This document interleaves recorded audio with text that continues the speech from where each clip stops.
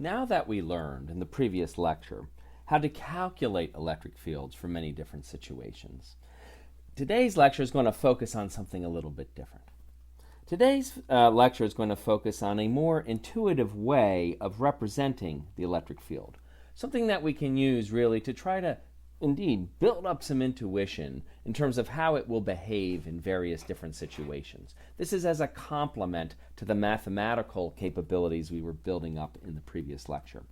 Also today, using the power of this new intuitive representation, we will begin to be able to explore some of the very important phenomena that happen when we're dealing with conductors and the way that charges are free to move and redistribute themselves throughout a conductor. One could try to describe that purely mathematically, but it's much more easy to understand once we build up this intuitive yet rigorous way of understanding the behavior of the electric field.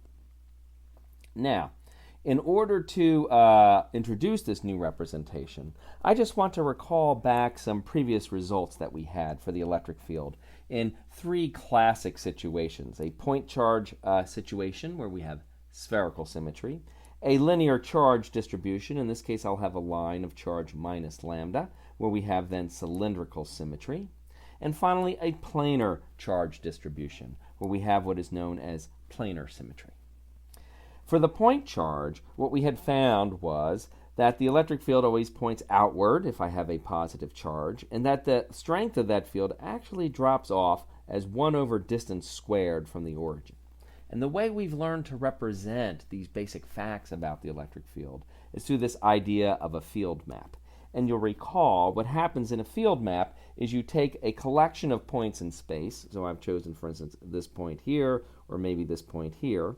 And at that point, you determine the value of the electric field, whether you measure it or have computed it. However you determine the value of the electric field, what you do then is you take that electric field, which is a vector, and you draw that vector with its base attached to the point R where you are actually calculating the electric field.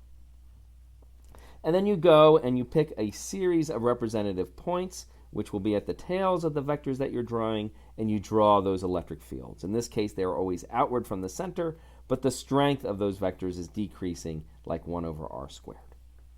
In the case of a linear charge distribution, we find a very similar type of pattern, which is directed directly outward or inward from the charge. In this case, just for variety, I made this a negative charge distribution. So the electric field is always pointing directly inward towards the wire. Once again, the field vectors, as you can see as I'm drawing them, are getting smaller as I get further from the wire, dropping off like 1 over distance, maybe not as quickly as they do for the point charge case, but again, they still drop off. And I'm just drawing you some representative points in the plane here of the figure. The line is coming then in and out of this plane. So they were directed directly inwards towards the center. For the planar charge distribution, and here I'm imagining a distribution of sigma coulombs per square meter. I'm presuming this is a positive charge distribution. In that case then, once again, the electric field always points directly outward away from this infinite plane of charge. The interesting thing in this case is that for planar charge distributions, the electric field actually does not drop off with distance from the sheet. It maintains a constant value as I go further and further out. And I'm able to indicate that in my field map by drawing arrows with the same length.